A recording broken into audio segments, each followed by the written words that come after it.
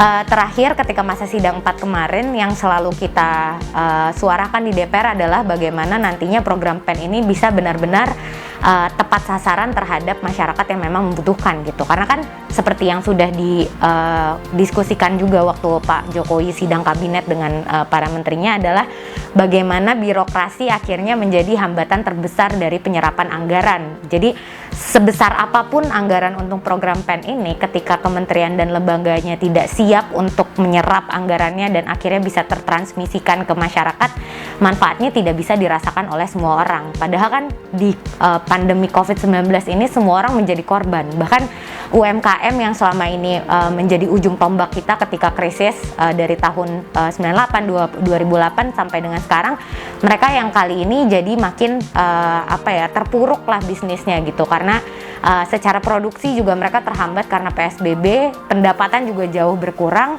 Sementara konsumen juga sekarang lebih baik menyimpan daripada harus spending gitu. Padahal selama ini consumer spending itu menjadi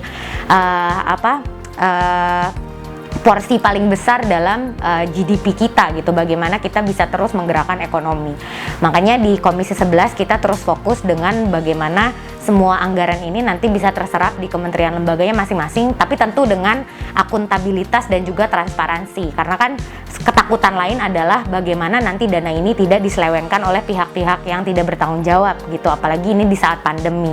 Makanya kita juga selalu berkoordinasi dengan BPKP, BPK gitu, dan juga teman-teman di Komisi 3 berkoordinasi dengan Kejaksaan untuk melihat bagaimana program PEN ini bisa diserap anggarannya tanpa diselewengkan gitu.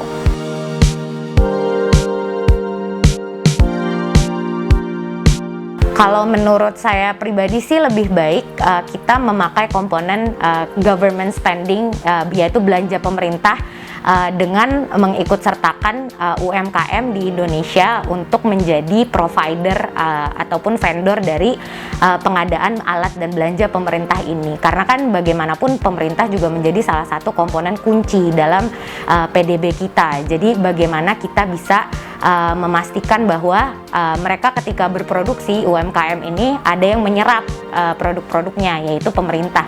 Dan ini memang sudah sering kita bicarakan pada saat kita rapat dengan LKPP, pada saat kita rapat dengan Kemenkyu juga, dan memang ini menjadi salah satu strategi dari pemerintah juga untuk menyerap produk-produk UMKM.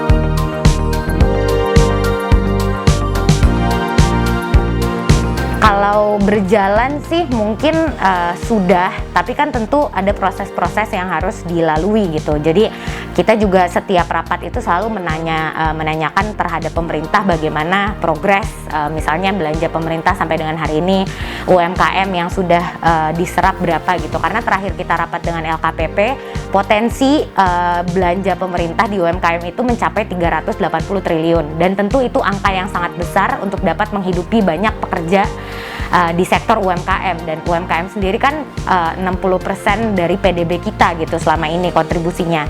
Makanya ketika kita bisa menyerap produk-produk mereka, tentu nanti bisa menahan gelombang PHK yang akan datang lagi gitu. Karena kan sampai dengan sekarang sudah jutaan orang yang di PHK sejak pandemi COVID-19 ini gitu.